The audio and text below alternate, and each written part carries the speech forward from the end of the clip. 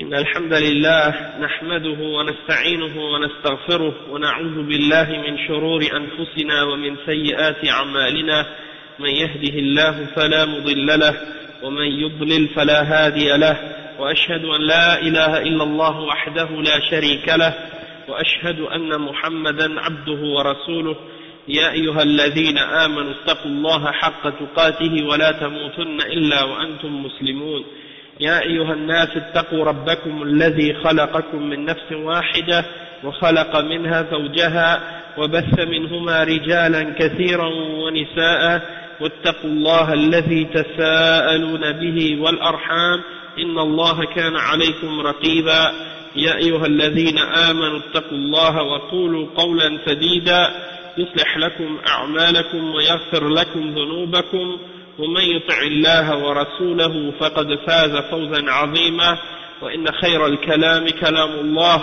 وخير الهدي هدي محمد صلى الله عليه وسلم وإن شر الأمور محدثاتها وكل محدثة بدعة وكل بدعة ضلالة وكل ضلالة في النار أما بعد.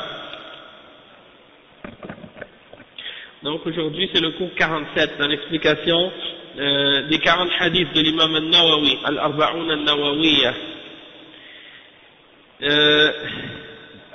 C'est le hadith numéro 37, 37 pardon, qu'on va lire. Le cours numéro 37. Donc le hadith numéro 37, le cours numéro 47. Ok.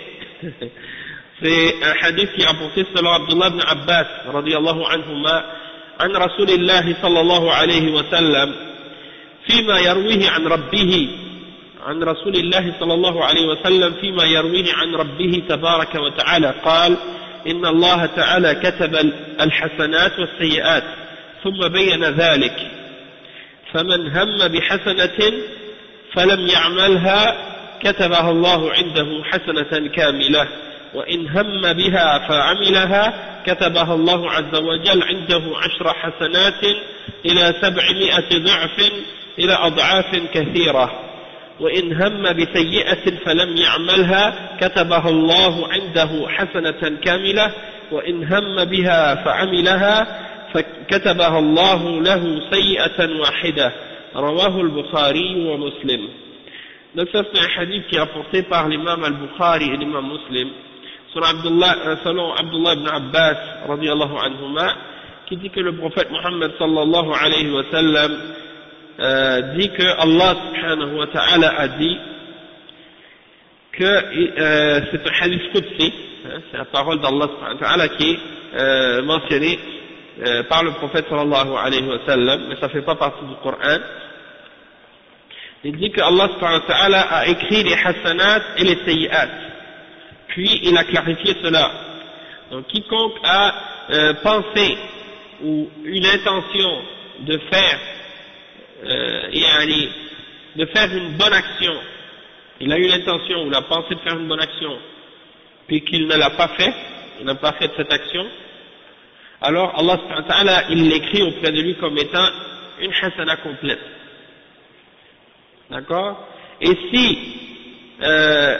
il a eu l'intention de la faire et qu'il a pensé de la faire, puis il l'a fait réellement, alors Allah subhanahu wa ta'ala dans ce cas-là, non seulement il écrit pour le bien pour son intention de la faire, mais en plus de ça, il écrit jusqu'à 10 hasanat, de 10 hasanat jusqu'à 700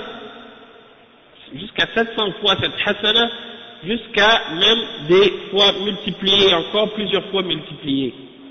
Donc c'est-à-dire que cette hasana qu'il a eue, il a eu l'intention de la faire, Allah subhanahu wa ta'ala il peut la faire augmenter en valeur jusqu'à 10 fois plus ou 700 fois plus, ou bien encore plus de fois que ça. Et s'il a l'intention de faire un péché et qu'il ne l'a pas fait, alors Allah subhanahu wa ta'ala lui écrit comme étant une bonne action, parce qu'il voulait faire une mauvaise action mais il l'a pas faite. Allah lui écrit comme si c'était une bonne action. Et s'il a eu l'intention de la faire et qu'il l'a faite réellement, alors Allah subhanahu wa ta'ala lui écrit comme étant une mauvaise action, une seule mauvaise action. Et ça c'est rapporté par Al-Bukhari et Muslim. Donc qu'est-ce que ça veut dire ça? Ça veut dire que si quelqu'un, il veut faire une bonne action, il la fait pas, parce que il a eu l'intention de la faire mais il n'a pas été capable, Allah lui écrit quand même une hasana. S'il a eu l'intention de la faire puis il l'a fait, c'est multiplié, ça peut être plusieurs fois multiplier la récompense, parce qu'il a eu l'intention puis qu'il l'a fait. Maintenant on a fini avec les hasanats. Maintenant les mauvaises actions. Quelqu'un il a l'intention de faire un péché, il a l'intention de faire quelque chose qui est haram, mais il ne le fait pas parce qu'il craint Allah. Allah subhanahu wa ta'ala lui écrit comme si c'est une hasana, c'est une bonne action, parce qu'il n'a pas fait le péché. Mais s'il a eu il a eu l'intention de faire la mauvaise action, et il l'a fait réellement, Allah subhanahu wa ta'ala lui écrit qu'une seule mauvaise action, il la multiplie pas. C'est pas comme les hasanats. Allah subhanahu wa ta'ala il est miséricordieux, et il remet à quelqu'un qui a fait le mal un seul péché pour le péché qu'il a fait, et il n'augmente pas, hein. Ça montre la miséricorde d'Allah subhanahu wa ta'ala. Donc le Cheikh Al-Fawzan il explique maintenant ce hadith phrase par phrase. Il dit قوله عن رسول الله صلى الله عليه وسلم فيما يرويه عن ربه هذا ما يسمى بالحديث القدسي وهو الذي يرويه النبي صلى الله عليه وسلم عن ربه عز وجل قال إن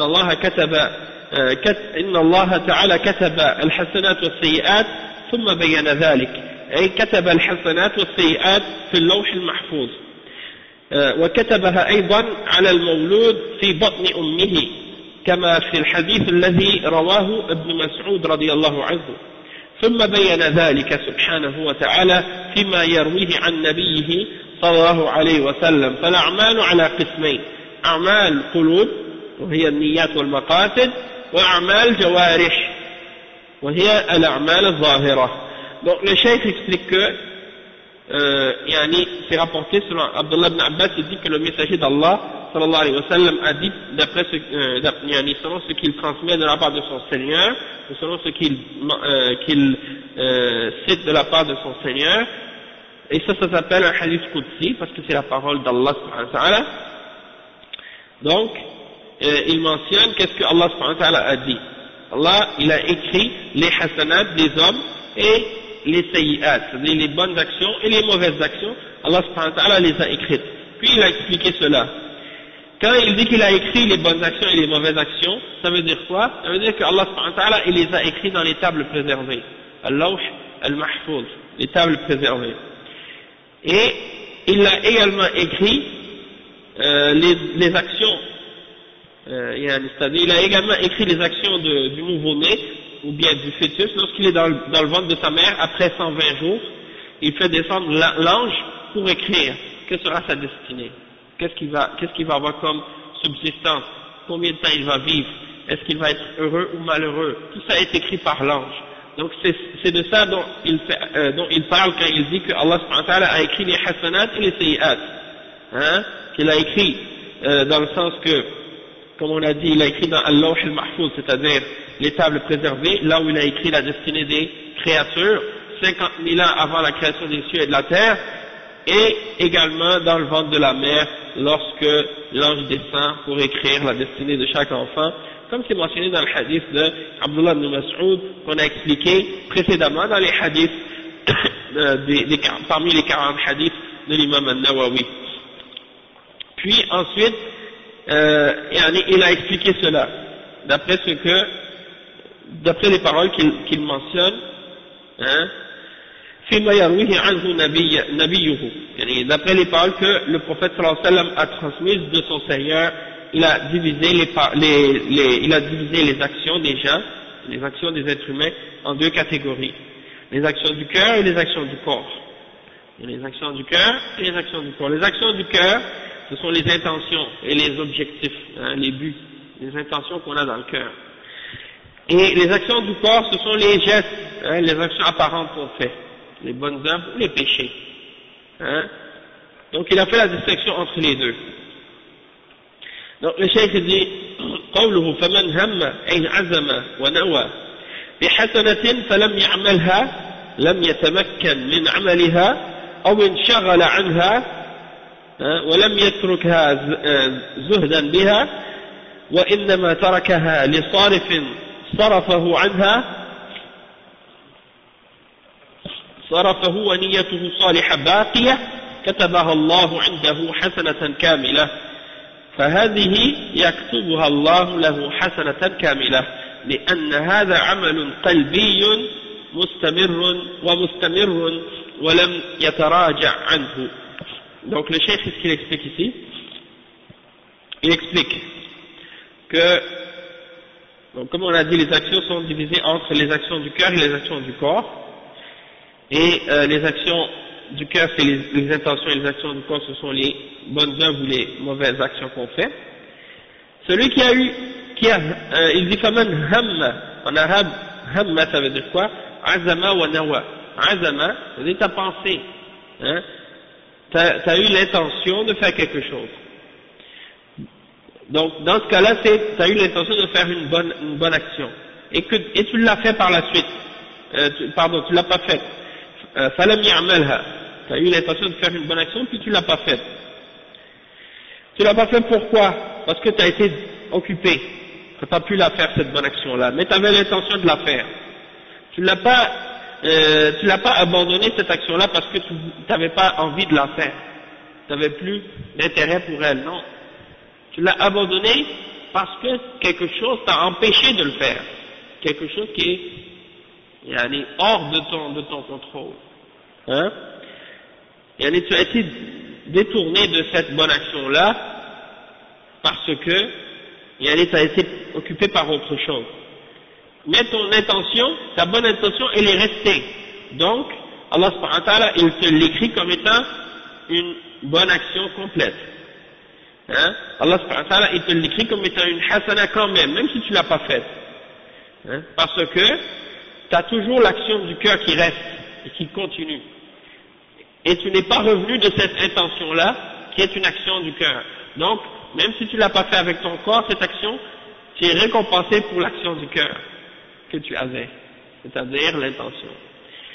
قال وإن هم بها فعملها كتبها الله عز وجل عنده 10 حسنات إلى 700 ضعف إلى أضعاف كثيرة والله سبحانه يضاعف الحسنات فضلا منه وإحسانا كما قال تعالى من جاء بالحسنة فله 10 أمثالها ومن جاء بالسيئة فلا يجزى إلا مثلها وقال في الآية الأخرى من ذا الذي يقرض الله قرضا حسنا من ذا الذي يقرض الله قرضا حسنا فيضاعفه له أضعافا كثيرة ولم يحدد هذه الأضعاف فلا يعلمها إلا هو وفي الآية الأخرى قال سبحانه مثل الذين ينفقون أموالهم في سبيل الله كمثل حبة أنبتت 7 سنابل في كل سنبلة 100 حبة يضاعف إلى 700 ضعف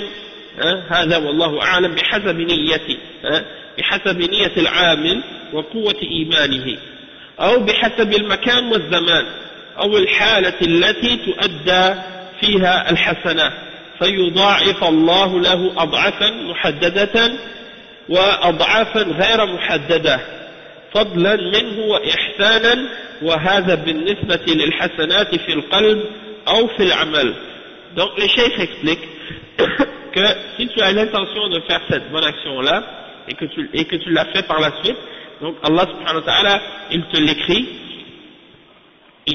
l'écrit auprès de lui comme étant 10 hasanat jusqu'à 700 hasanat même parfois. Donc il peut la multiplier jusqu'à 700 et jusqu'à des fois multiplier encore plus de fois que ça. Donc c'est-à-dire que Allah subhanahu wa ta'ala il fait augmenter et il fait multiplier la valeur de tes hasanats. Et ça c'est par sa grâce et par sa bonté envers les créatures.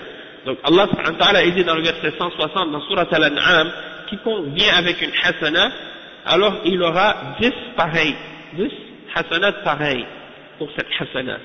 Mais celui qui vient avec une sayyi'a, c'est-à-dire avec un péché, alors il ne recevra comme punition, comme rétribution pour cette mauvaise action-là, que quelque chose d'équivalent. C'est-à-dire il sera puni uniquement selon le péché qu'il a fait. Tandis que quand c'est une hasana, elle est multipliée la récompense. Donc, alhamdulillah. Et il mentionne dans le verset 245 dans Surat al-Baqarah, qui donc va faire un bon prêt à Allah subhanahu wa ta'ala, hein, pour que Allah subhanahu wa ta'ala lui multiplie sa récompense, hein, de nombreuses fois, pour qu'il lui multiplie ce prêt qu'il a prêté à Allah subhanahu wa ta'ala de nombreuses fois. Et donc, Allah subhanahu wa ta'ala n'a pas mentionné le nombre de fois qu'il va le multiplier. Et il n'y a personne qui sait combien de fois quelqu'un sera récompensé ou combien de fois cette action-là sera multipliée dans sa récompense, excepté lui. Et dans l'autre verset, un autre verset dans le Coran qui mentionne ça, Allah subhanahu wa ta'ala, il dit, l'exemple de celui qui dépense de ses biens dans le chemin d'Allah, c'est comparable à une graine. C'est comparable à une graine. Et chaque graine, elle fait pousser une épi. Et dans chaque épi, il y a une centaine de graines encore. Donc c'est pour dire que Allah subhanahu wa ta'ala, c'est ainsi qu'il fait multiplier les bonnes œuvres des hommes. C'est dans le verset 261, dans Surat al-Baqarah. Donc Allah subhanahu wa ta'ala, il peut multiplier tes bonnes œuvres et la valeur de tes actions jusqu'à 700 fois plus. Et ça, il dit, et Allah sait mieux, que probablement que c'est selon l'intention de la personne qui fait l'acte et la force de sa foi. Donc selon également l'endroit et le moment où il l'a fait, ou la manière dont cette action-là est accomplie, elle est accomplie. Donc il aura une bonne œuvre et elle sera multipliée, soit multipliée d'une manière qui est déjà déterminée, spécifique, c'est-à-dire un nombre de fois spécifique, ou bien elle sera multipliée d'une manière qui n'est pas déterminée ou limitée. Elle peut être multipliée des fois, multipliée à des nombres de fois qu'on ne connaît pas, sans qu'elle soit limitée. Comme il y a beaucoup d'exemples comme ça dans le Coran. إنما يوفى الصابرون أجرهم بغير حساب. Allah subhanahu wa ta'ala, quand il mentionne la récompense des gens qui sont patients et qui sont endurants, il dit qu'il va leur remettre leur récompense pour leur patience بغير حساب, c'est-à-dire sans calculer, sans calculer. Donc ça veut dire la récompense pour la patience, on ne peut pas connaître sa valeur. C'est seulement Allah subhanahu wa ta'ala qui connaît sa valeur. Hein? Donc le cheikh il dit, donc il augmente la valeur de tes actions par sa grâce et par sa bonté. Et ça c'est en ce qui concerne les bonnes œuvres que tu fais, soit dans ton cœur, les actions que tu fais avec ton cœur, en parlant de l'intention, ou bien de l'action elle-même. Et ça nous fait réfléchir à quelque chose. Ça nous fait réfléchir à l'importance de la sincérité dans les actions qu'on fait. Des fois, la valeur ou la force de la sincérité, lorsqu'on fait une action, peut faire augmenter la valeur de ces actions-là. De même qu'un péché. Quelqu'un peut faire un péché et il ne donne pas à ce péché-là aucune gravité, il ne considère pas que c'est quelque chose de grave. Tandis que la même personne va faire le même péché, mais pour lui, il a tellement peur quand il le fait ce péché-là, et il sent tellement que c'est grave ce qu'il a fait, hein, que ce péché-là pour lui c'est comme une montagne qui est au-dessus de sa tête. Hein. Donc l'état du cœur et la situation du cœur du croyant au moment où il commet un péché, où il désobéit à Allah, et au moment où il adore Allah subhanahu wa ta'ala et il fait une bonne action, peut avoir un grand effet et un grand impact sur la valeur de sa récompense ou bien la grandeur de sa punition. Ok?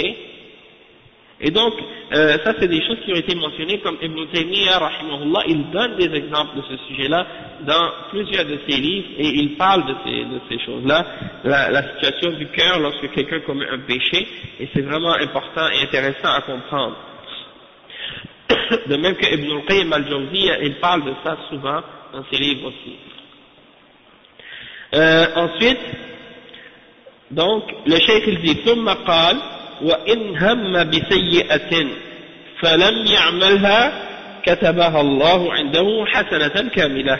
يعني نوى أن يذنب ذنبا لكنه تركه ولم يعمله خوفا من الله عز وجل فإن الله يكتبها له حسنة واحدة على نيته. وعليكم السلام ورحمة الله وبركاته. لأن النية عمل قلبي وتركه لها خوفا من الله عمل قلبي أيضا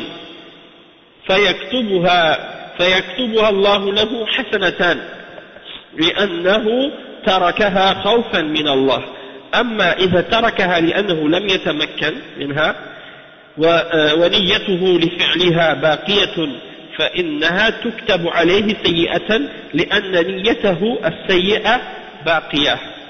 Qu'est-ce qu'il explique ici le cheikh? Il dit que si quelqu'un a pensé ou a eu l'intention de faire un péché, une mauvaise action, mais qu'il ne l'a pas faite, alors dans ce cas-là, Allah lui écrit comme étant une bonne action. Hein? Il a voulu faire le péché, mais il l'a pas fait, Allah lui donne une bonne action pour ça. Il lui donne une récompense pour ça. Parce qu'il a abandonné le mal. Hein? Il voulait faire le mal, mais il l'a pas fait, Allah le récompense. Parce qu'il a voulu le faire, mais il l'a pas fait. Il a abandonné le mal. Donc il est récompensé pour ça. C'est-à-dire qu'il a l'intention de faire un péché, et il l'a abandonné. Il l'a pas fait parce qu'il avait peur d'Allah. Et ça c'est très important, il faut bien spécifier que quelqu'un, il n'a pas fait le péché, il a abandonné le péché. Mais il l'a abandonné pourquoi? Parce que il avait peur d'Allah. Et c'est pour ça qu'il l'a pas fait. Donc dans ce cas-là, il sera récompensé pour sa bonne intention. Allah subhanahu wa ta'ala, il va lui, il l'a pas fait parce qu'il a peur d'Allah, donc Allah subhanahu wa ta'ala va lui écrire comme étant une bonne action. Mais une seule bonne action à cause de son intention, c'est-à-dire l'intention qu'il avait du fait qu'il a eu la crainte d'Allah subhanahu wa ta'ala. Donc pour ça, il est récompensé. Parce que l'intention, c'est une action du cœur. Et il a abandonné cette intention mauvaise par crainte d'Allah subhanahu wa ta'ala. Et la crainte d'Allah subhanahu wa ta'ala est aussi une action du cœur. Donc il est récompensé pour avoir abandonné une action du cœur à cause d'une action, il a été récompensé d'avoir abandonné une action du cœur qui était l'intention de faire le mal, qui a été remplacée par sa crainte d'Allah subhanahu wa ta'ala qui est une autre action du cœur. Et donc il est récompensé pour ça. Et donc c'est pour ça que la réalité de ce qui se passe dans le cœur, des fois c'est plus grand parfois que qu'est-ce qui peut être reflété par la suite dans le corps. Il peut y avoir à l'intérieur du cœur d'un être humain une guerre très grande contre lui-même, hein? Une guerre très grande contre ses passions, contre son shaitan, contre ses désirs, contre ses envies. Et quand tu regardes à l'extérieur, wa alaykoum salam, tu regardes la personne de l'extérieur, tu ne vois pas qu'est-ce qui se passe à l'intérieur de son cœur. Mais tu vois pas, non plus tu vois pas à l'extérieur de son cœur, tu vois pas non plus à l'extérieur de son corps aucune réaction apparente. Mais à l'intérieur, il y a un combat qui se passe. Il y a une guerre qui se mène entre le bien et le mal, entre ses désirs et ses passions, et entre sa foi et sa crainte d'Allah subhanahu wa ta'ala, qui sont en train de lutter les uns contre les autres. Donc, ça c'est quelque chose qui est très important. Donc la réalité de ce qui se passe dans le cœur. Et donc comme je disais, il a abandonné cette action-là à cause d'une action du cœur, c'est-à-dire qu'il avait la crainte d'Allah subhanahu wa ta'ala, et Allah subhanahu wa ta'ala lui a écrit comme étant une hasana, lui a donné une bonne action à cause de ça, parce qu'il l'a abandonné par crainte d'Allah.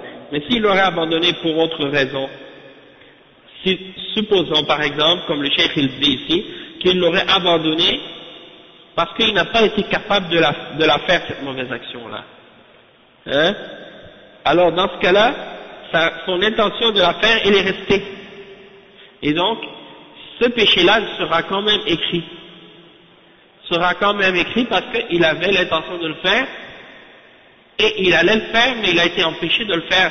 Donc il ne s'est pas empêché de le faire parce qu'il a craint Allah, ou parce qu'il a su que ce qu'il faisait c'était haram, et qu'il a craint Allah, donc il a voulu arrêter. Non, il s'est abstenu de le faire parce qu'en fait c'est parce qu'il n'a pas pu le faire. Hein? C'est comme par exemple quelqu'un qui s'en va pour faire un vol, puis en chemin il se casse une jambe, ou bien il se fait frapper par une voiture. Mais il avait encore l'intention d'aller le faire. Et lui, il n'est pas récompensé parce qu'il l'a pas fait, parce qu'il voulait le faire. Il n'a pas pu s'empêcher de le faire. Il n'a pas pu le faire parce qu'il a été empêché par quelque chose hors de son contrôle de le faire. Hein? Probablement. Allah al-Musta'an, comme tu dis. Et dans son cœur, il a le regret de ne pas avoir commis ce crime et ce péché-là.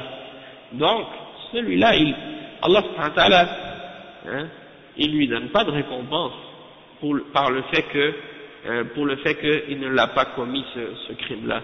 Au contraire. Hein, au contraire. Et donc, tout ça, ça nous montre l'importance du cœur. Celui qui allait commettre un crime ou un péché et qu'il a été empêché par quelque chose hors de son contrôle, hein, soit parce qu'il s'est fait mal en chemin ou sa voiture était tombée en panne, ou bien une autre raison, un autre moyen, une autre cause comme ça, alors celui-là il a quand même le péché écrit. ثم قال وإن هم بها فعملها كتبها الله له سيئة واحدة فالسيئات لا تضاعف لأن الجزاء عليها من باب العدل والله لا يظلم أحدا ولا يكتب عليه شيئا لم يعمله فيكتب عليه سيئة واحدة أما مضاعفة الحسنة فهو فضل من الله سبحانه وتعالى. Donc le cheikh il dit, et s'il avait l'intention de la faire, et puis qu'il l'a fait ce péché, il avait l'intention de faire un péché, puis il l'a fait réellement, Allah ne lui écrit qu'une seule mauvaise action. Donc les péchés et les fautes que tu fais, elles ne sont pas multipliées dans la punition. Hein? Tu vas uniquement avoir ta rétribution dans toute la justice d'Allah subhanahu wa ta'ala. Et il ne fait d'injustice à personne. Donc, quand c'est une bonne action que tu fais, il la multiplie. Mais pas quand c'est un péché. Quand c'est un péché, il te donne seulement la rétribution pour un seul péché comme tu l'as fait. Hein? Et il ne l'écrit pas comme étant plus que ça. Hein? Et il ne t'écrit pas non plus ce que tu n'as pas fait. Il t'écrit uniquement ce que tu as fait. Et il t'écrit qu'un seul péché. Et il multiplie les bonnes œuvres que tu fais par sa grâce. Toutefois, les péchés, c'est par sa justice. Et il ne te punit que pour le péché que tu as fait. Et non pas, il ne le multiplie pas. فهذا حديث عظيم وبشرى للمسلم وحث له على أن ينوي الخير ويعمله وأن يترك الشر وفيه تحذير من نية الشر ومن نية السوء فإنها تهلك صاحبها كما جاء في الحديث أن النبي صلى الله عليه وسلم قال إذا التقى المسلمان بسيفيهما فالقاتل والمقتول في النار قالوا يا رسول الله هذا شأن القاتل فما بال المقتول قال إنه كان حريصا على قتل صاحبه يعني مات وهو لم يعدل عن قتل صاحبه فهو يريد قتله لكنه لم يتمكن منه فنيته السيئة باقية فلذلك استحق دخول النار والعياذ بالله مع أنه مقتول جزاء على نيته السيئة فعلى المسلم أن يحسن نيته ويخلصها لله عز وجل وأن يترك فعل السيئات والهم بها والعدل عنها ولا يطاوع نفسه الأمارة بالسوء ولا يطاوع الشيطان فيترك فعل الحسنات خوفا من الله فيترك فعل السيئات خوفا من Allah. Le cheikh explique, il dit, donc ce hadith, c'est un grand hadith, un hadith très important, et il y a dedans une bonne nouvelle pour le musulman. Une bonne nouvelle pour le musulman. Et une incitation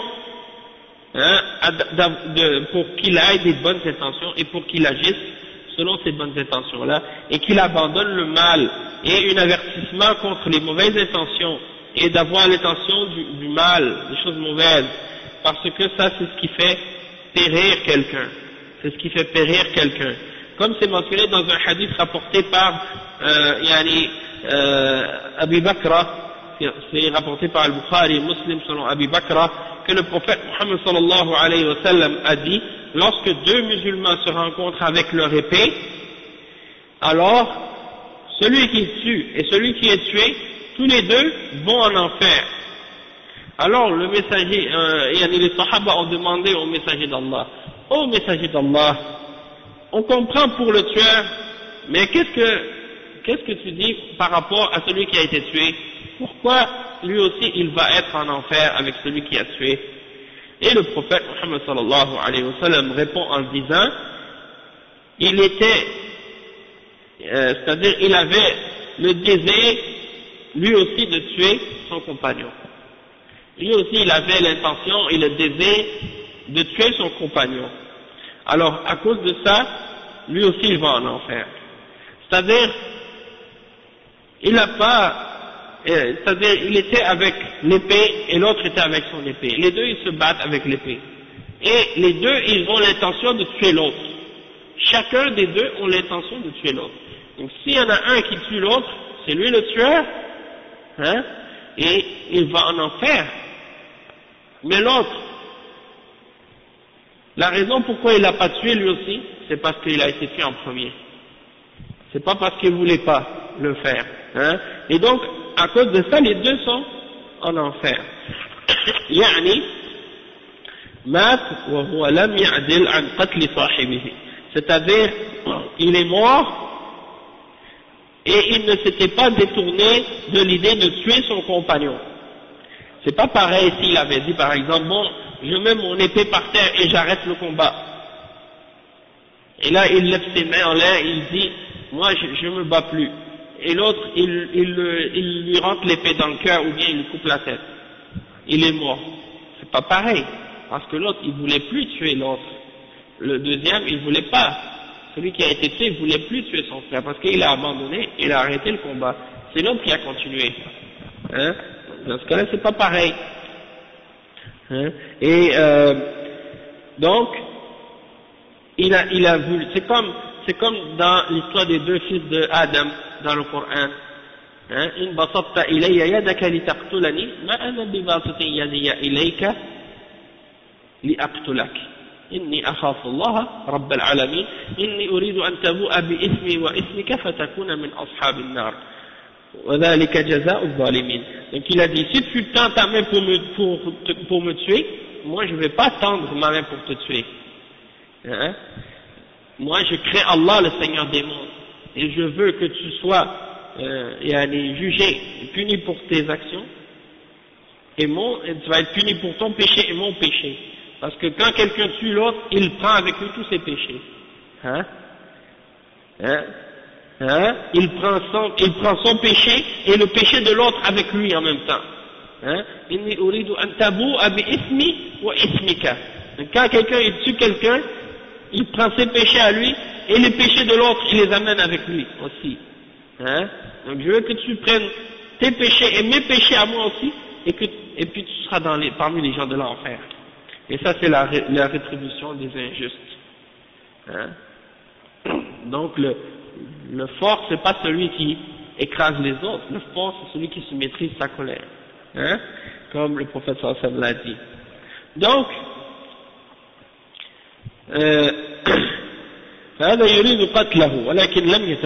donc il voulait tuer l'autre, mais il n'a pas été capable. Donc, il s'est fait tuer. Mais il avait l'intention de le tuer, alors lui aussi, il a la même rétribution. Parce qu'il avait lui aussi la même mauvaise action, elle est restée cette mauvaise action-là, et c'est pour ça qu'il mérite d'entrer dans l'enfer, malgré qu'il est tué. Et donc, ça c'est la rétribution pour sa mauvaise intention. Là. Bien sûr, il peut se repentir. Bien sûr, il peut se repentir. Donc, si après avoir tué l'autre, il a eu des remords puis il s'est repenti, Allah va accepter sa repentance. On a eu l'exemple de ça dans le hadith qui a mentionné qu'un homme avait tué 99 personnes et après il a tué un centième. Après on lui a montré qu'il y avait une façon de se repentir. Donc c'est la preuve que quelqu'un peut se repentir même s'il a tué. D'accord? Donc, il y a l'exemple aussi que Allah subhanahu wa ta'ala, il rit à deux hommes. Hein? Il rit en voyant deux hommes, un a tué l'autre et les deux rentrent dans le paradis. Et l'explication de ce hadith, c'est que il y en a un, il était musulman, il est parti dans le djihad, fi sabilillah, pour combattre les mouchriquins et les kuffars, et il est mort dans le djihad, donc il a été martyr, il s'est fait tuer par les mouchriquins. Ce mouchrik qui l'a tué, lui-même il s'est converti à l'islam, et il est mort lui aussi dans le djihad, fi sabilillah, par la suite, et donc les deux rentrent dans le paradis. Donc ça c'est des exemples. Hein, que c'est possible aussi deux personnes qui se sont tuées, parce qu'un d'entre eux est devenu musulman, et quand quelqu'un accepte l'islam, tous ses péchés précédents sont effacés. Hein? L'islam yajubu ma qablahu. L'islam, il efface tout ce qui était avant. Qu'est-ce que tu avais fait comme péché avant ton islam? فعلى المسلم أن يحسن نيته ويخلصها لله عز وجل وأن يترك فعل السيئات والهم بها ويعدل عنها ولا يطاوع نفسه الأمارة بالسوء ولا يطاوع الشيطان فيترك فعل السيئات خوفا من الله عز وجل. Donc le musulman, il doit avoir une bonne intention et il doit la rendre sincère purement pour Allah seul. Il doit avoir une intention sincère et pure. Et il doit abandonner les mauvaises actions et la pensée ou l'intention de faire des mauvaises actions. Et il doit s'en détourner. Et il ne doit pas obéir à ses passions ou à son âme qui lui commande de faire des choses mauvaises. Parce qu'on a ça en nous-mêmes. Allah subhanahu wa ta'ala, il a parlé dans le Coran, il y a un verset dans lequel on dit Inna an-nafs la'ammaratun bis-su', c'est-à-dire l'âme, certes, elle invite ou elle pousse, elle commande l'homme à faire le mal. Donc il ne faut pas obéir à ça, il faut se retenir pour se contrôler. Et en plus, il y a le shaitan aussi qui t'incite à faire le mal, il ne faut pas obéir aussi au shaitan. Donc il faut abandonner le fait de faire des mauvaises actions par crainte pour Allah subhanahu wa ta'ala, que Allah subhanahu wa ta'ala nous donne la crainte en lui et purifie nos intentions. En fait, Allahu a'lam, mais l'âme elle passe par des stades, elle passe par différents stades, du fait que Allah subhanahu wa ta'ala dans le Coran, il a divisé l'âme en différents stades ou différents états. Il y a النفس اللوامة, النفس المطمئنة, والنفس الأمارة بالسوء. L'âme qui commande de faire le mal, l'âme qui a des remords et qui pousse à la repentance, et il y a l'âme qui est apaisée et tranquille, en sérénité, hein, qui est calme. Donc, c'est des états d'âme qui changent en l'être humain qui est comme ça. Hein? Et ça fait partie de la nature humaine, comment Allah subhanahu wa ta'ala il nous a créés, et il faut juste apprendre à essayer de contrôler cette âme pour que on la laisse pas nous pousser vers qu'est-ce qui est mauvais ou des choses de ce genre. Et une fois qu'on a commis le mal ou qu'on a commis un péché, de se repentir de ce péché-là. Hein? Donc, il n'y a pas de doute que Allah subhanahu wa ta'ala, si on a commis un péché, c'est par la prédestination d'Allah, et c'est par la volonté d'Allah subhanahu wa ta'ala, dans le sens qu'il l'a voulu et il l'a prédestiné, il l'a écrit pour nous. Hein?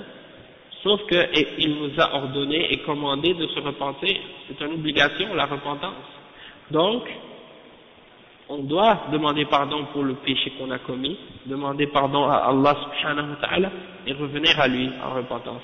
Et celui qui s'est repenti, c'est comme s'il n'avait plus de péché. Également. Parce que la repentance, elle efface tous les péchés. Hein? Donc ça aussi c'est important. Si quelqu'un, par exemple, il a commis un péché et qu'il était sincère dans sa repentance, parce qu'il y a des conditions pour la repentance.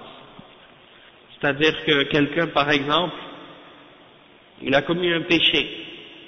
Après avoir commis ce péché-là, il a eu les conditions de la repentance, c'est-à-dire qu'il a eu des remords. Ça c'est la première condition. Ensuite, qu'il a cessé de le commettre ce péché-là immédiatement.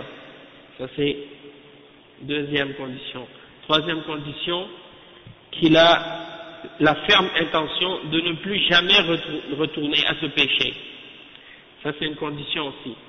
Et si ça concerne un péché qui a rapport avec le droit d'un autre individu, qu'il lui remette ou qu'il corrige le mal qu'il a fait, hein, dans ce cas-là, ça c'est les conditions pour que la repentance soit acceptée d'Allah subhanahu wa ta'ala.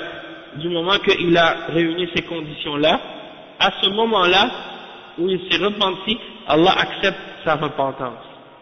Supposons que par la suite, par un moment de faiblesse, il retombe encore une fois dans ce même péché-là par la suite. Est-ce que ça annule sa première repentance? Non. Parce qu'au moment où il s'était repenti, il était sincère. Hein? Mais c'est que par la faiblesse, il est tombé encore une fois dans ce péché-là. Alors, à ce moment-là, c'est encore une fois obligatoire pour lui de se repentir encore une fois. Mais si la première fois il n'était pas sincère et qu'il n'avait pas réuni les conditions de la repentance dans la première repentance qu'il avait faite, alors dans ce cas-là, il ne s'était pas réellement repenti à Allah. Il essaie de jouer avec Allah subhanahu wa ta'ala. Et dans ce cas-là, bien entendu, c'est pas accepter sa repentance si elle n'est pas sincère. Il faut qu'elle soit sincère pour qu'elle soit acceptée. Donc peu importe, même si tu vas la refaire, même si tu vas le refaire 1000 fois ce péché, du moment que à chaque fois que tu l'avais fait et que tu t'es repenti, tu étais sincère dans ta repentance, Allah va te pardonner. Allah subhanahu wa ta'ala va te pardonner de l'avoir fait. Et ça, on va le comprendre bien quand on va lire le dernier hadith parmi les 40 hadiths qui sont mentionnés par l'imam al-Nawawi. Il y a le hadith numéro 42 qui répond à cette question-là. Donc lorsqu'on sera rendu là, Inch'Allah, on expliquera cet exemple-là de façon plus claire, Inch'Allah. Donc on va rentrer tout de suite dans le hadith numéro 38, pardon. الحديث الثامن والثلاثون عن أبي هريرة رضي الله عنه قال قال رسول الله صلى الله عليه وسلم إن الله تعالى قال من عادى لي وليا فقد آذنته بالحرب وما تقرب إلي عبدي بشيء أحب إلي مما افترضته عليه وما يزال عبدي يتقرب إلي بالنوافل حتى أحبه فإذا أحببته كنت سمعه الذي يسمع به وبصره الذي يبصر به ويده التي يبطش بها ورجله التي يمشي بها ولئن سألني لأعطينه ولئن استعاذني لأعيذنه رواه البخاري. Donc c'est rapporté selon Abu Huraira radiyallahu anhu qui dit que le messager d'Allah sallallahu alayhi wa sallam a dit que Allah subhanahu wa ta'ala, dans un hadith qudsi, Allah subhanahu wa ta'ala a dit, celui qui offense un de mes serviteurs rapprochés, de mes alliés, alors je lui déclare ouvertement la guerre. Et mon serviteur ne cessera de se rapprocher de moi par quelque chose qui est plus aimé que par ce que je lui ai ordonné de faire. C'est-à-dire, mon serviteur, il se rapproche de moi par rien de plus, par rien de qu'est-ce que j'aime le plus que ce que je lui ai ordonné de faire. C'est-à-dire, qu'est-ce que Allah subhanahu wa ta'ala a ordonné à ses serviteurs, c'est qu'est-ce qui cause, ou qu'est-ce qui fait que le serviteur se rapproche le plus d'Allah, et c'est ce que Allah aime le plus. Et le serviteur continue à se rapprocher d'Allah par la suite en faisant des bonnes actions surérogatoires, en faisant des actes supplémentaires, plus que qu'est-ce qui est obligatoire, jusqu'à ce que je l'aime. Donc la personne, elle fait les obligations, puis elle fait plus encore, elle rajoute des choses qui ne sont pas obligatoires à son adoration. Donc, il continue à se rapprocher d'Allah par des actes surérogatoires jusqu'à ce que Allah l'aime. Et une fois que je l'ai aimé, je serai son ouïe par lequel il entend, je serai sa vue par laquelle il voit, et je serai sa main par laquelle il frappe, et je serai sa jambe par laquelle il marche. Et s'il me demande, je vais lui donner, et s'il cherche refuge en moi, je vais le protéger. Ça c'est rapporté par Al-Bukhari. Donc, le Cheikh Al-Fawzan, il explique maintenant ce hadith. Premièrement, dans le hadith, Allah subhanahu wa ta'ala, le prophète sallallahu alayhi wa sallam, il dit que Allah subhanahu wa ta'ala a dit Man aada li waliyan, celui qui s'oppose ou qui, disons, prend en animosité ou fait du mal ou cherche à offenser un de mes wali, un de mes awliya, wali. Awliya c'est le pluriel de wali, et un wali c'est quelqu'un qui est aimé, qui est rapproché d'Allah subhanahu wa ta'ala, quelqu'un qui est proche d'Allah subhanahu wa ta'ala.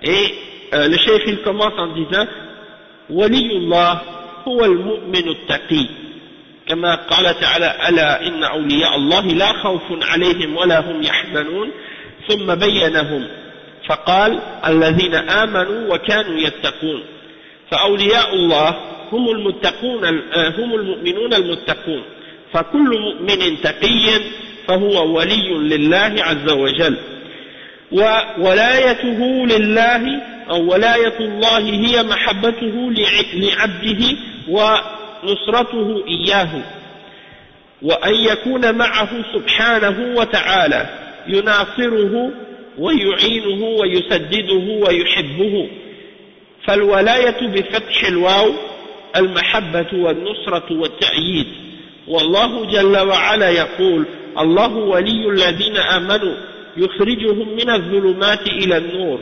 والذين كفروا أولياؤهم الطاغوت يخرجونهم من النور إلى الظلمات يقول سبحانه إنما وليكم الله ورسوله والذين آمنوا فالولاية ليست ادعاء وليس كل من قيل إنه ولي يكون وليا لله وإنما قد يكون وليا للشيطان. Donc le cheikh il dit que le wali d'Allah c'est qui? Celui qui est rapproché d'Allah c'est qui? C'est le croyant qui craint Allah, le croyant qui a at-taqwa. Toute personne qui est croyant, qui est mu'min et qui est taqi, qui a at-taqwa, alors il est un wali. Il est un wali d'Allah. Et la preuve, c'est dans le verset 62 dans Surat Yunus, Allah subhanahu wa ta'ala il dit ألا إن أولياء الله لا خوف عليهم ولا هم يحزنون. Certes, les rapprochés d'Allah ou les serviteurs rapprochés d'Allah subhanahu wa ta'ala, ils n'auront nulle crainte et ils ne seront pas attristés. Et il explique qui ils sont. فقال الذين آمنوا وكانوا يتقون. Ceux qui ont cru et qui craignait Allah subhanahu wa ta'ala, qui avait at-taqwa. Donc toute personne qui est décrite comme étant mu'min, qui a l'iman et qui a at-taqwa, alors c'est un wali d'Allah. Donc les awliya d'Allah, le pluriel de wali, awliya c'est le pluriel de wali, et ça en français des fois comment c'est traduit? C'est traduit par le terme saint, les saints. Et bien entendu, c'est une saint. Donc les awliya, c'est traduit par le terme saint, et ça induit beaucoup de gens en erreur. Pourquoi? Parce que la notion de sainteté, c'est pas quelque chose qui fait partie de l'islam, c'est quelque chose qui vient du christianisme. Exactement. Cette notion de sainteté telle qu'elle est comprise par une catégorie parmi les musulmans, elle ne vient pas de l'islam, elle vient des chrétiens, elle vient des koufars, elle vient pas des musulmans, et ceux qui propagent cette compréhension du wali, ce sont les soufis, ce sont les soufistes. Et ils ont inventé une mythologie autour des saints, hein. Ils leur attribuent des caractéristiques divines et des attributs divins ou de semi-divinité. Ils pensent par exemple que pour être un wali, quelqu'un doit absolument faire des miracles, et que s'il ne fait pas de miracles, il ne peut pas être un wali, peu importe. Ils croient également que le wali, il peut se décupler ou se multiplier de personnes, hein, avoir plusieurs corps, être à différents endroits en même temps, hein, et faire différentes choses en différents endroits en même temps. Ça, ils croient en ça. Hein? Ouais, ils croient que quand tu l'invoques, il va t'entendre. Ça, c'est une de leurs croyances aussi. Ils croient qu'il connaît le rêve. Il connaît l'invisible. Il sait ce qui est dans le cœur des gens. Hein? Et ils croient également que certains d'entre eux ont atteint un niveau où ils peuvent même contrôler le monde et l'univers. Ils croient que Allah subhanahu wa ta'ala leur a laissé la charge de s'occuper du monde. Et que c'est eux qui règnent, et que c'est eux qui dirigent qu'est-ce qui se passe dans la création. Et ils appellent ces hommes Rijalul Ghaib, les hommes de l'invisible. Et ils ont un nombre spécifique. Hein? Et ils les divisent en différentes catégories.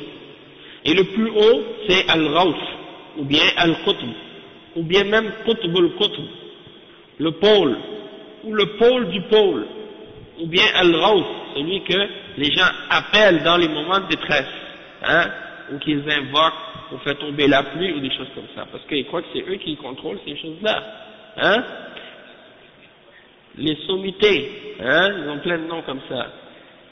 J'ai parlé avec un soufi justement, un des descendants d'Ibrahim Nias, hein, à Montréal, il dit, oui, mon frère, il parle de son frère, il dit, oui, il y a le Qutb, c'est vrai, ça existe. J'ai dit, montre-moi ça dans le Coran. Il n'a pas pu dire rien, parce que c'est pas écrit dans le Coran. Hein? Et après, il me dit, mon frère, il a reçu le Kun Fayakun. Et quand il dit, soit c'est, comme Allah, A'udhu Billah. Hein? Ça, c'est la croyance des soufis. Hein? C'est de l'égarement. Hein? Allah musta'an. Et ça, c'est du shirk. C'est du shirk dans Ar-Rububiyyah. C'est une forme d'idolâtrie ou d'association avec Allah. Tu donnes à une créature des attributs divins, des attributs de la souveraineté. Ça, c'est du shirk. Hein? Et il y en a qui, comme Cheikh Ahmed Lo dans son livre Taqdis al-Ashkhas fil Fikr Soufi, il a mentionné justement cette parole des soufis à qui il croit que certains ont un kun fayakun. Il a mentionné un hadith à ce sujet-là dans le hadith de Ka'b ibn Malik, dans l'histoire des trois qui étaient restés derrière lors de la bataille de Tabouk. Lorsque le prophète sallallahu alayhi wa sallam était en route vers Tabouk avec ses compagnons, ils ont vu une silhouette au loin qui approchait, mais ils ne pouvaient pas distinguer qui c'était. Et le prophète sallallahu alayhi wa sallam a dit, Kun Aba Khaysama, فكان أبا خيثمة.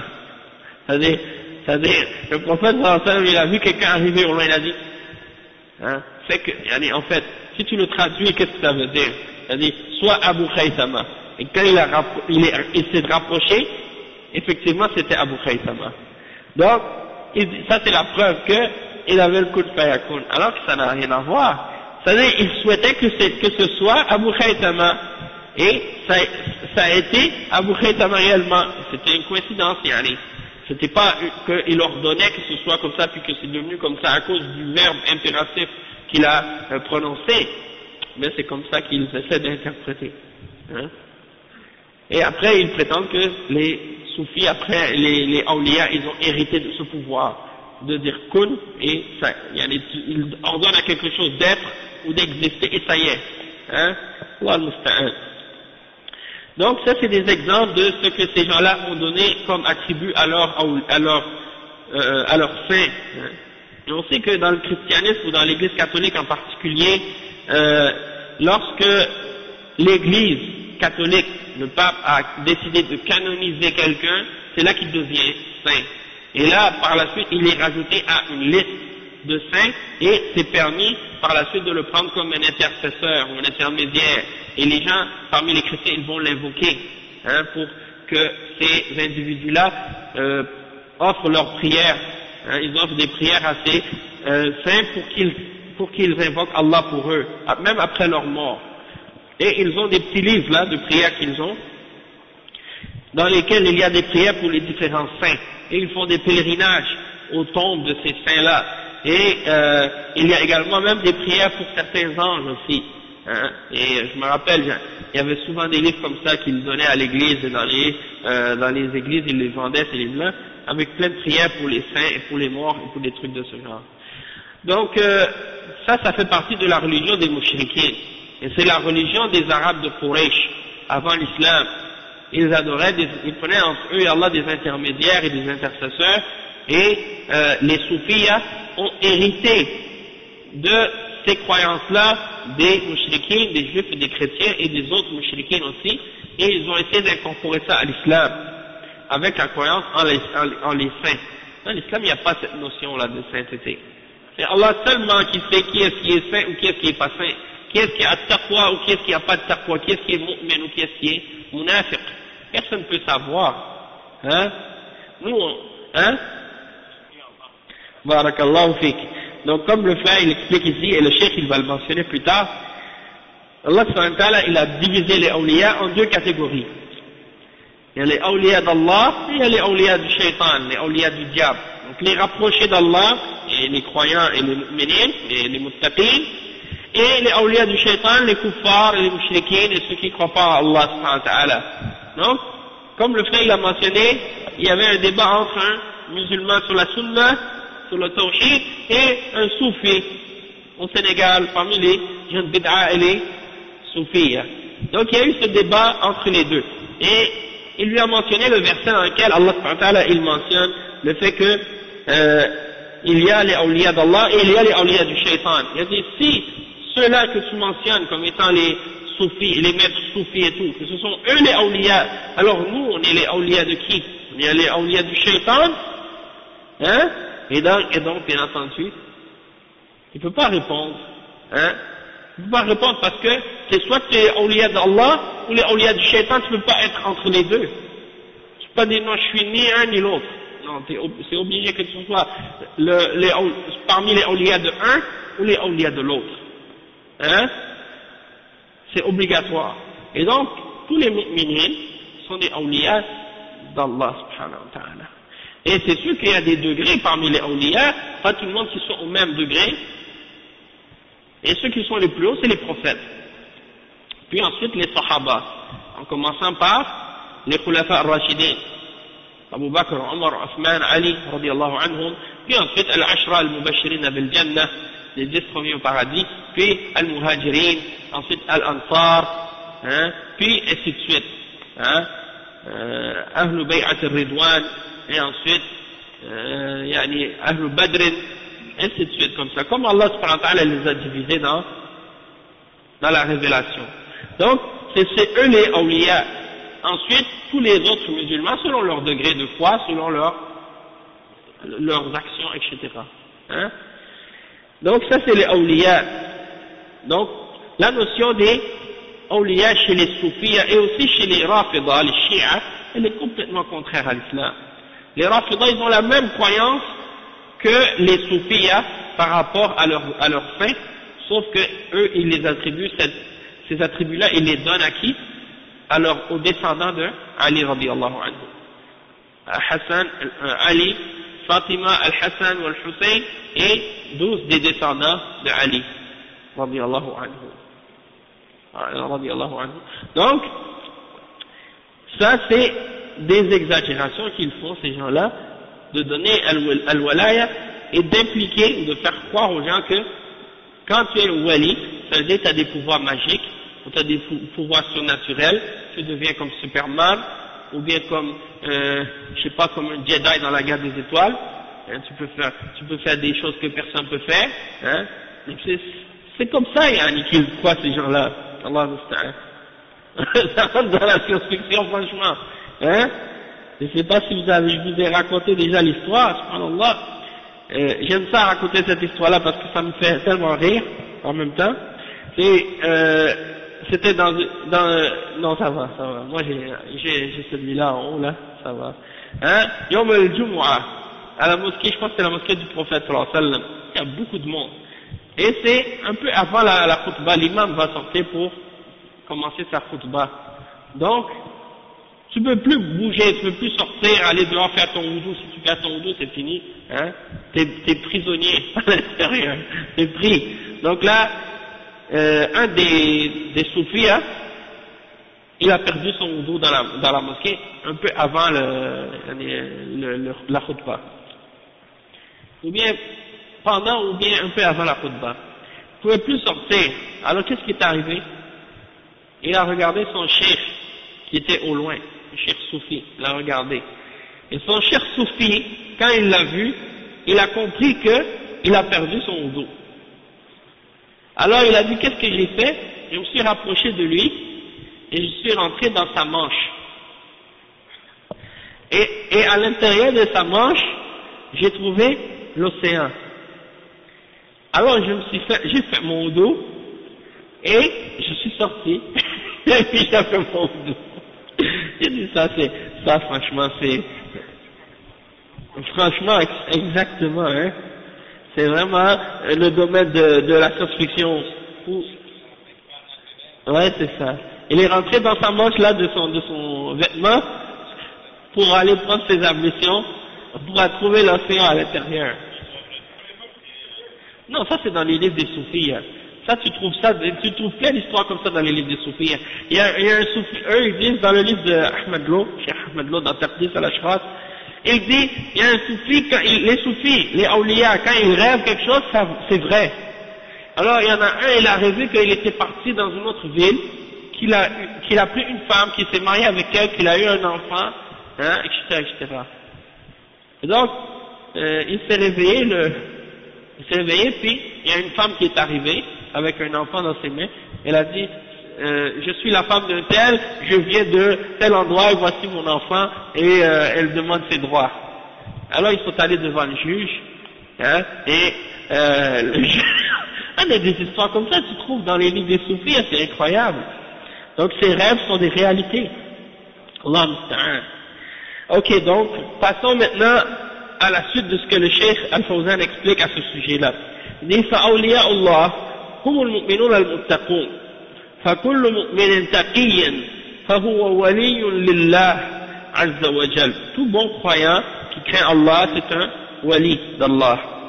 وولاية الله هي محبته لعبده.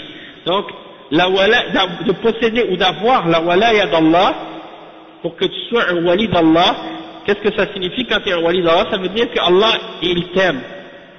C'est quand Allah aime son serviteur, il devient son wali. Et Allah subhanahu wa ta'ala va le défendre et va le protéger. وَأَن تَكُونَ مَعَهُ سُبْحَانَهُ. C'est-à-dire que tu vas être avec Allah subhanahu wa ta'ala, tu vas défendre Allah subhanahu wa ta'ala, tu vas défendre sa religion et sa foi, etc., la foi en lui, etc. وأن يكون معه سبحانه. Allah subhanahu wa ta'ala, il va être avec toi, et toi tu vas défendre sa religion, et lui va te défendre.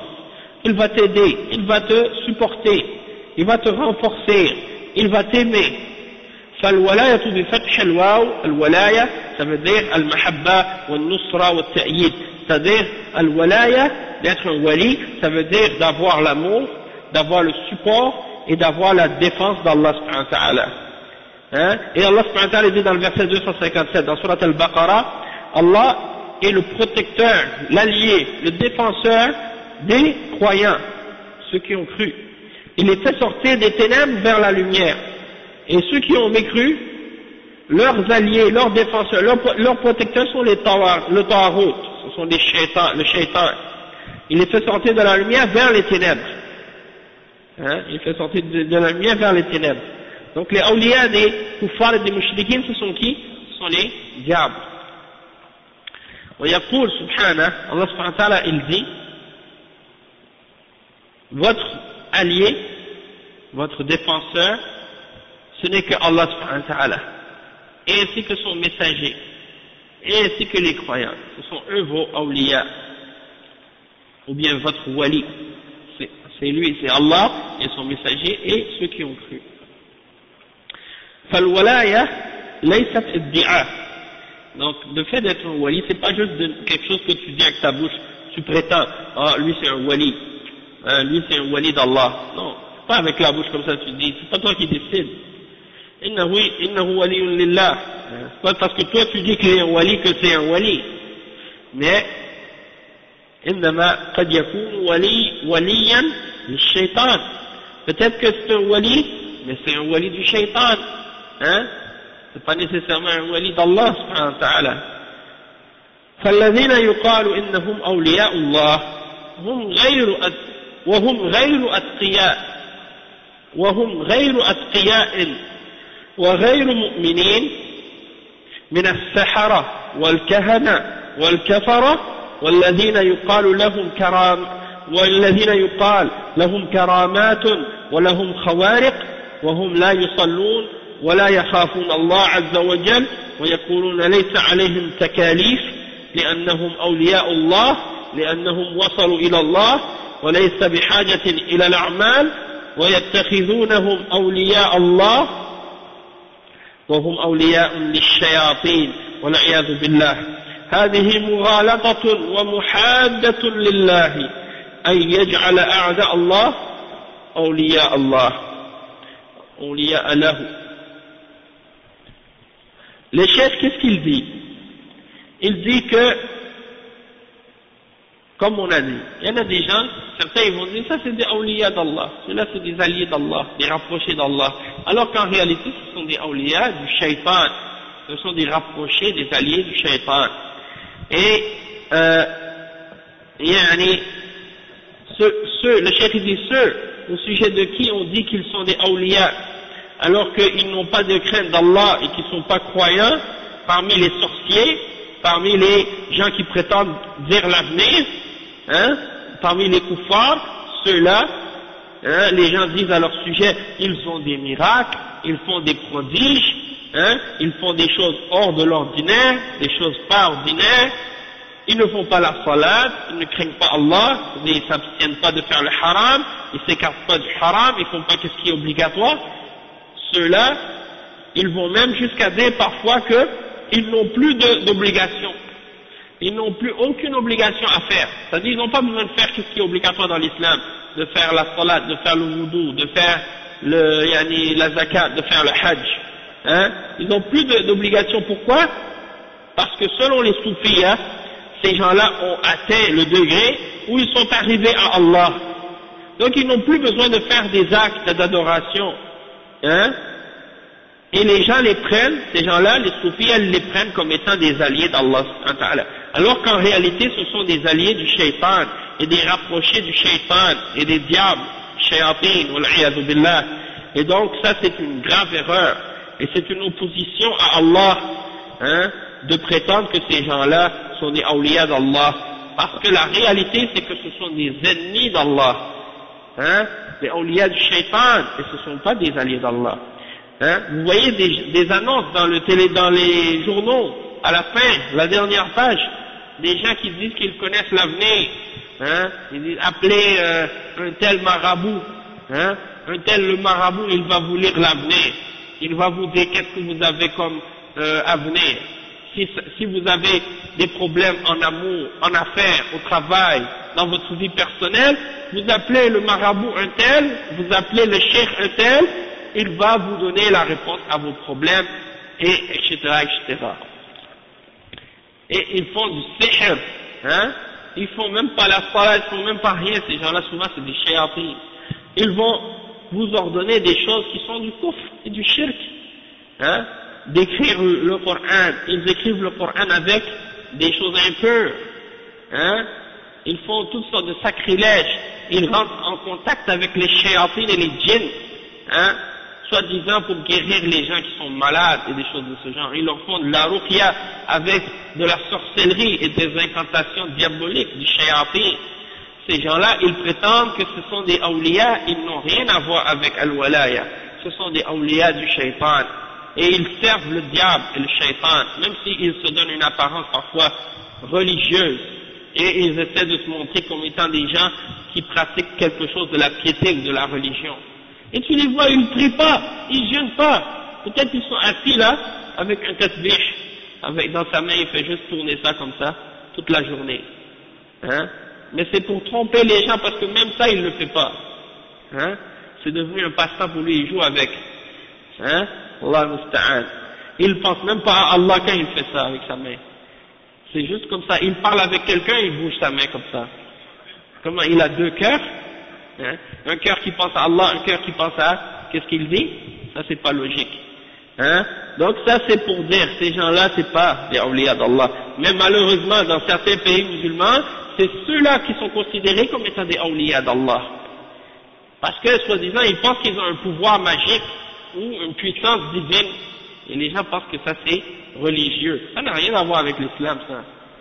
Hein? Et c'est comme il y a des frères qui m'ont expliqué même en Afrique, quand j'étais là-bas, avant l'islam, il y a beaucoup de rois en Afrique, ils avaient des sorciers avec eux.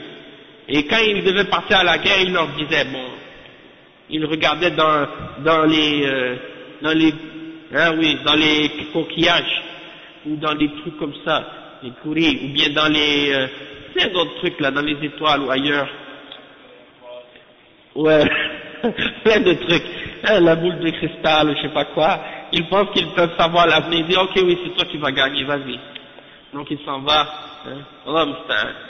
Et donc après quand ils sont devenus musulmans, ils ont gardé ces idées-là des fois, et ils ont voulu donner une apparence islamique à ces pratiques-là. Donc maintenant ils ont gardé encore la même pratique de sihr, de kufr et de kahana, mais ils ont transformer ça en soi-disant méthode islamique. Donc il va réciter des versets de Coran, il va mélanger ça avec, hein, il va montrer un peu de religion avec l'islam, comme si c'est ensemble, et puis il trompe les gens. C'est des shayatines. Hein. Le cheikh il dit فهذا فاصل في بيان ولي الله في بيان ولي الله أنه هو الذي يؤمن بالله ويتقيه ولا يرضى أن يعبد من دون الله وإنما يدعو إلى الله ويدعو إلى توحيد الله وإلى عبادة الله. أما الذي يأمر الناس بعبادته وتعظيمه والترفع فهذا ولي للشيطان كما قال تعالى والذين كفروا أولياؤهم الطاغوت يخرجونهم من النور إلى الظلمات أولئك أصحاب النار هم فيها خالدون. فهناك ولي لله وولي للشيطان، فما كل من قيل إنه ولي وبني على قبره ضريح وقبة وزخرف قبره يكون وليا لله، قد يكون من أعداء الله، حتى ولي الله الصحيح لا يعبد ولا يدعى ولا يستغاث به ولو ثبت أنه ولي لله عز وجل، ونحن لا نشهد لأحد أنه ولي لله ولا نشهد على أحد أنه من أهل النار ولكن نحن نرجو للمحسن ونخاف على المسيء إلا من شهد له الله أو شهد له الرسول صلى الله عليه وسلم أنه ولي لله أو أنه عدو لله فهذا نحكم عليه بالدليل. Donc le cheikh il dit que ça c'est la base pour savoir et pour comprendre, pour clarifier qui est un allié et qui est un rapproché d'Allah subhanahu wa ta'ala. C'est celui qui croit en Allah et qui craint Allah subhanahu wa ta'ala. Et celui-là, il n'accepte pas et il n'agrée pas qu'on l'adore en dehors d'Allah subhanahu wa ta'ala. Hein? Il invite les gens, il les appelle au tawhid et à unifier Allah et à adorer que Allah et à l'adoration d'Allah. Mais celui qui demande aux gens de l'adorer lui et de le vénérer lui et de l'élever, ça c'est un wali du shaitan, c'est pas un wali d'Allah subhanahu wa ta'ala. Comme Allah il dit dans Surat Al-Baqarah, le verset 257, et ceux qui ont mécru, leurs alliés sont le Tarout, le shaitan. Ils les font sortir de la lumière vers les ténèbres. Ils sont dans la lumière, ils les font sortir de la lumière. Ils les amènent vers la noirceur, vers les ténèbres. Ceux-là sont les compagnons de l'enfer, ils y demeureront éternellement. Donc il y a le wali qui est le wali d'Allah, celui qui est l'allié d'Allah, qui est rapproché d'Allah, qui est aimé par Allah et qui aime Allah, et il y a le wali du shaitan, qui est rapproché du shaitan et qui aime le shaitan et que le shaitan travaille avec lui. Les shayatin, les djinns travaillent avec lui. Hein, c'est comme ceux qui, en Haïti, qui font le voodoo, hein, et qui travaillent avec les diables. Ça aussi c'est l'adoration du shaitan. Et vous les voyez, ces gens-là qui font ces genres de pratiques, hein, en Haïti et ailleurs, ils font des choses qu'un être humain normal ne peut pas faire. Quand les gens voient ça, ils disent comment il fait pour faire ça? Et certains parmi les soufis dans les pays musulmans, ils font des choses comme ça aussi. Ils disent, nous, la preuve qu'on est des awliya d'Allah, regardez qu'est-ce qu'on fait. On marche sur le feu. On prend une tige de métal, on la rentre comme ça à travers la joue, on se fait sortir de l'autre côté. Ça c'est la preuve qu'on est awliya. On prend une tige, on rentre dans le ventre, on sort de l'autre côté, ça c'est la preuve qu'on est awliya. On mange des serpents, puis on meurt pas, ça c'est la preuve qu'on est des awliya. Ça c'est les ruses du shaitan. Hein? Ils travaillent avec les diables pour faire ça. Et il y a des endroits comme ça dans certains pays musulmans où des gens ils pratiquent ces choses-là. Ils font la même chose que les gens qui sont en Haïti qui font le voodoo, ils le font aussi. Hein? Ils mangent des vers, hein? Exactement.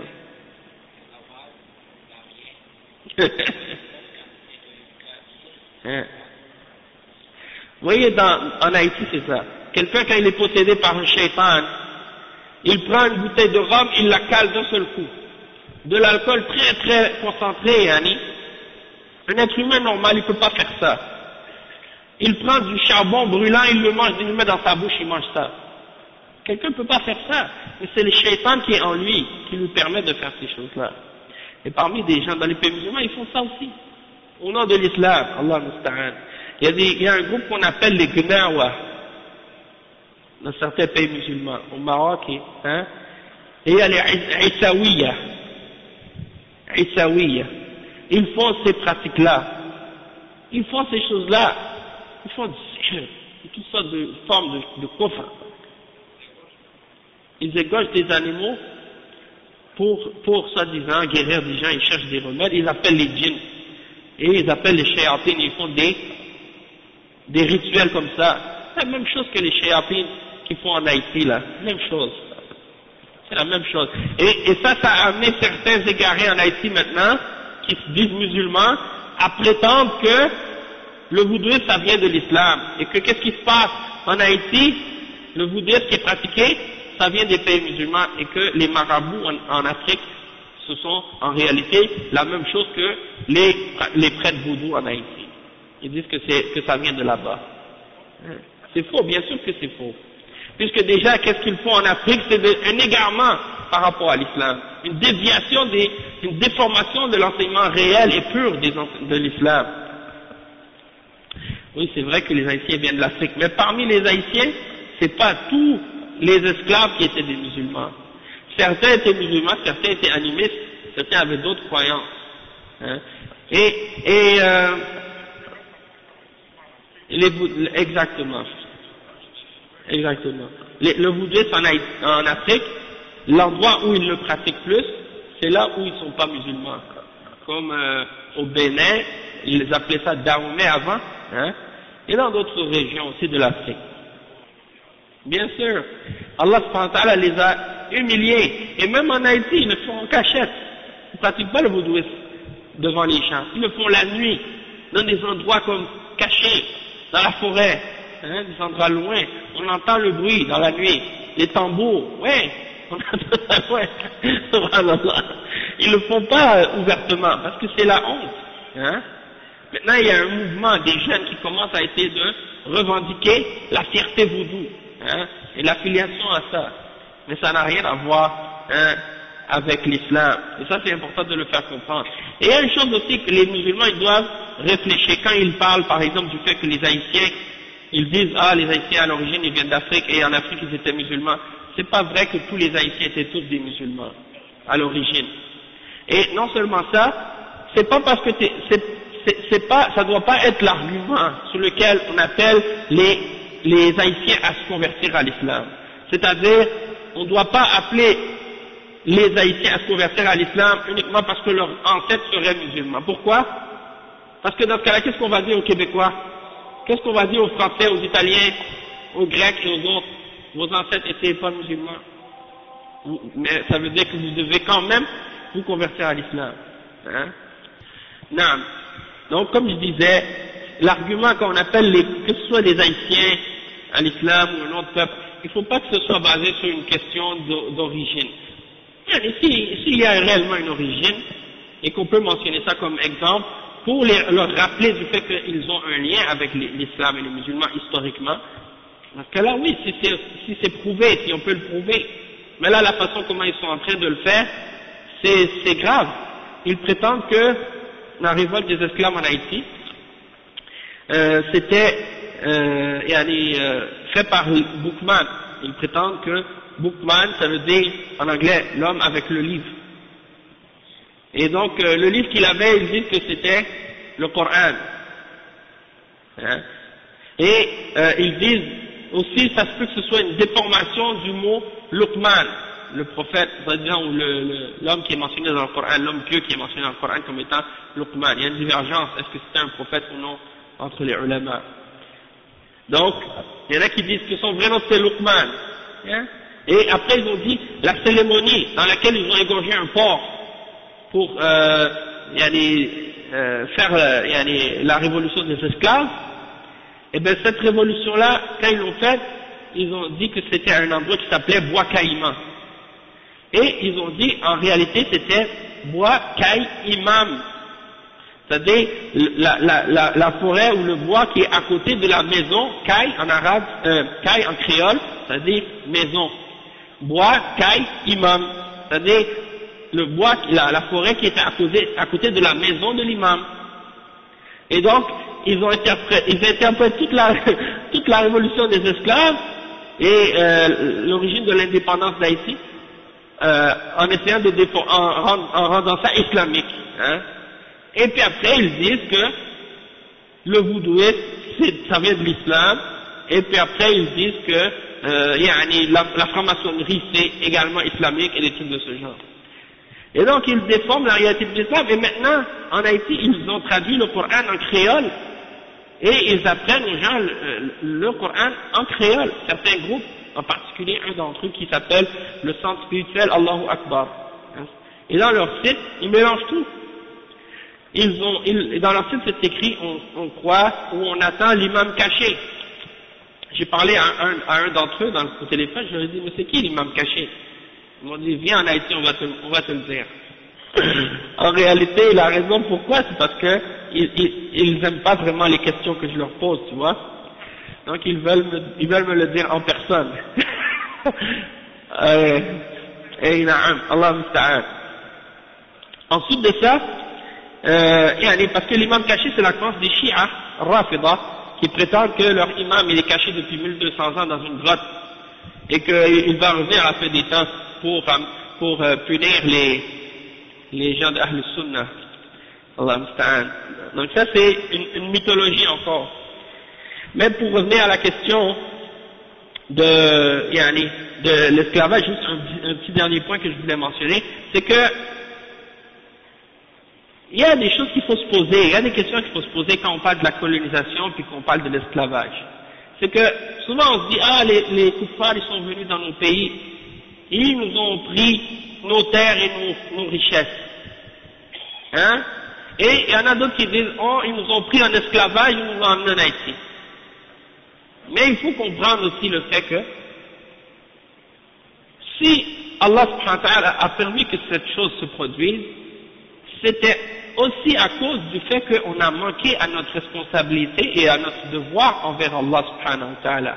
Parce que Allah subhanahu wa ta'ala, il nous ordonne de nous préparer et d'être forts et de ne pas se diviser et de rester accroché fermement à la révélation. Et il a promis à toute personne qui s'éloigne de sa révélation et qui rentre dans les innovations et qui s'éloigne du tawhid et qui devient attiré par les plaisirs de la dunya, qu'il sera humilié sur la terre.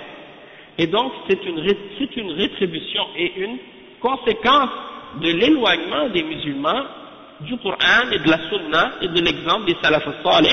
Allah subhanahu wa ta'ala nous a punis en faisant que nos ennemis puissent nous faire ce qu'ils nous ont fait.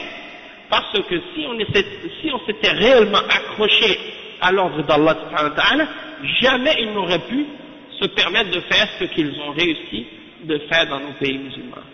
Et donc, c'est ça ce qui nous amène à réfléchir sur les causes de notre faiblesse et à réparer et corriger les erreurs dans lesquelles on est tombé, dans notre aqidah, dans notre pratique religieuse, dans notre islam, pour ensuite arriver à réparer nos fautes et reprendre la position que Allah subhanahu wa ta'ala nous a ordonné de prendre dans le Coran et dans la Sunna. Hein, quand il nous dit dans le Coran, وَأَعِدُّ لَهُمْ مَا اسْتَطَعْتُم مِّن قُوَّةٍ. Ça fait partie des ordres d'Allah de préparer ce qu'on peut comme force pour affronter nos ennemis. Mais si on est faible, et si les musulmans sont divisés à cause des innovations et des bid'ah, et s'ils sont affaiblis également par le fait qu'ils courent après les richesses de la dunya et les plaisirs, et qu'ils s'éloignent de l'ordre d'Allah, alors c'est normal qu'on est humilié par la suite, et que les kuffars réussissent à faire ce qu'ils veulent de nous, et à nous prendre en esclavage, et à nous vendre à gauche et à droite, comme ils ont fait avec d'autres peuples. Et donc tout ce qui arrive, c'est par la volonté d'Allah, c'est prédestiné par Allah subhanahu wa ta'ala, c'est écrit par Allah subhanahu wa ta'ala, et c'est Allah qui l'a créé, il n'y a rien qui sort de sa volonté et de sa prédestination. Et ça fait partie des épreuves et des tests d'Allah subhanahu wa ta'ala pour ses serviteurs. Et donc il faut prendre des leçons de ça pour éviter de tomber dans les mêmes erreurs et de se corriger dans nos fautes et dans nos égarements, qu'Allah nous préserve et nous ramène au droit chemin. On va s'arrêter ici pour aujourd'hui. Et puis on complétera la suite de ce hadith, Inch'Allah, dans le cours prochain, samedi, Inch'Allah. سبحانك اللهم وبحمدك أشهد أن لا إله إلا أنت أستغفرك وأتوب إليك بارك الله فيكم وجزاكم الله خيرا والسلام عليكم ورحمة الله وبركاته.